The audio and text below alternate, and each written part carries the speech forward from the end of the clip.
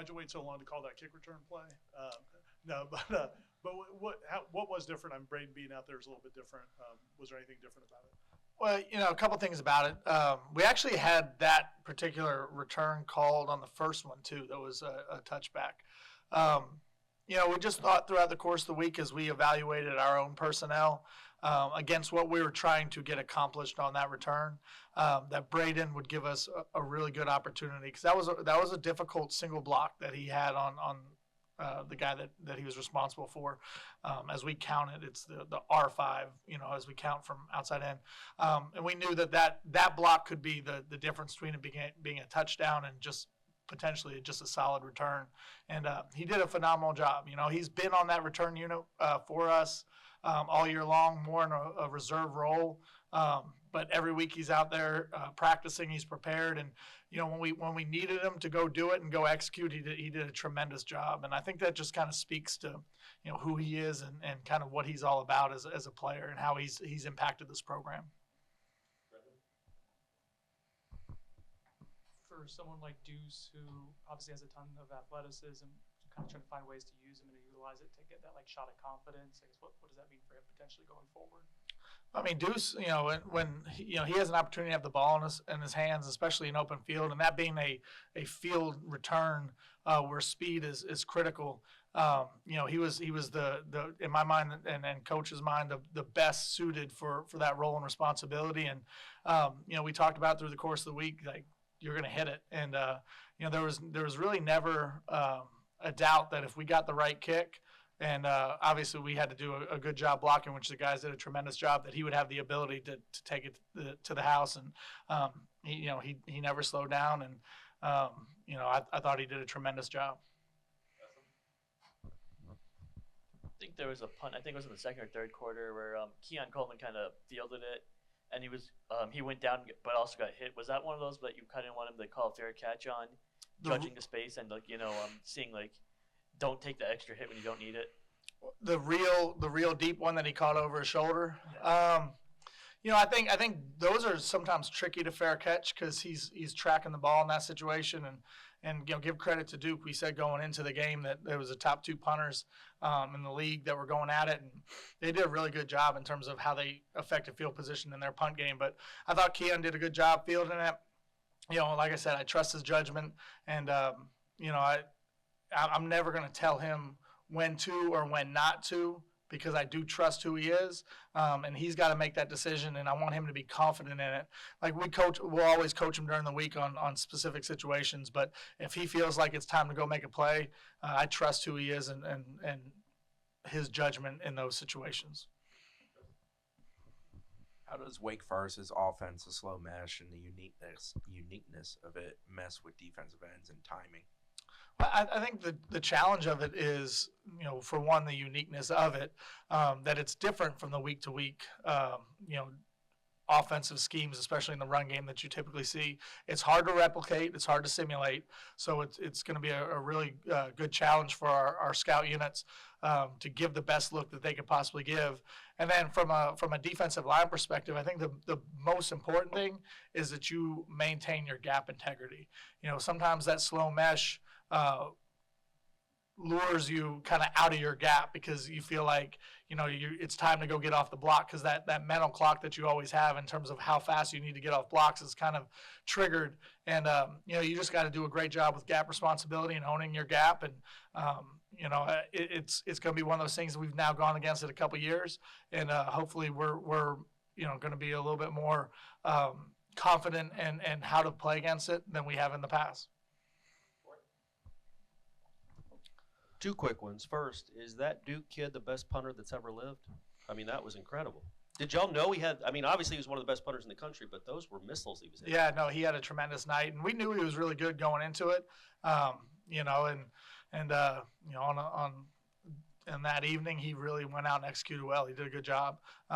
And I thought, like I said, Keon did a good job of fielding all the ones that he could to limit any extra roll that could be there. And that's a big play to him catch it over his shoulder, right? Most kids would let that bounce, and then it could go out at the 1 yard line. Exactly. No, I thought it was good that he fielded it. And then what goes into – because Rodney started the game as the kick returner. So without, I guess, revealing any secrets if there are any, what goes into Deuce being out there sometimes and Rodney being out there sometimes? For that specific game, and that's not necessarily going to be the case going forward, so I don't necessarily feel like it would be giving anything away. We wanted Deuce to be in there when we ran that particular return that we ran, and we wanted Rodney in there when we were running other ones. So that was really kind of what led to that. We typically don't do that, so I don't really feel like I would be giving anything away. But we did feel like Deuce gave us an opportunity. I think Rodney would have given us a tremendous opportunity as well, but Deuce gave us the opportunity on that field return to hit it quick, and obviously he did a great job. It's probably a better question for Coach Norvell, but we had other stuff to get to. When the play where they end up forcing you guys to call the timeout in the fourth, when they acted like the offense was going to go for it, can you just talk us through like what happens in those circumstances, like deciding whether to send out the which unit, and then also was there ever a scenario where they would have been able to snap the ball without you guys calling timeout first?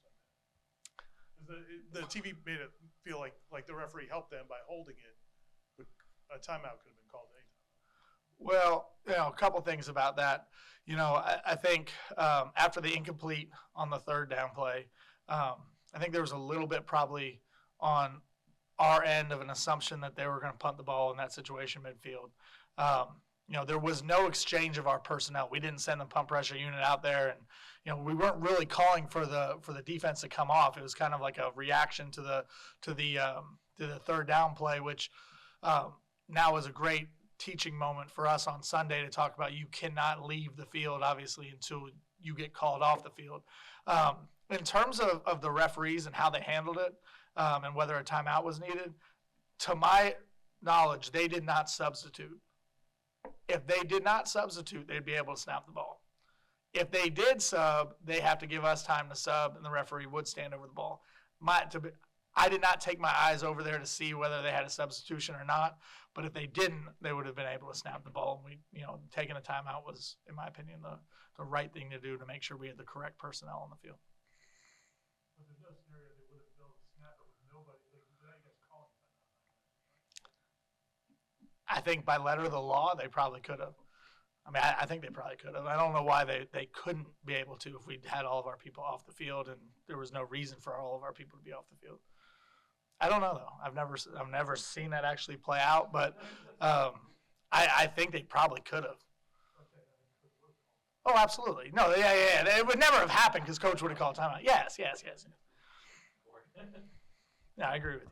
Yeah. We're asking the crazy ones today. When a kick returner does puts his fist out, extends, could he then catch the ball and run with it? Is that a fair catch signal? Because it doesn't You're seem gonna like draw me into the Iowa, Minnesota. So they kick returner specifically.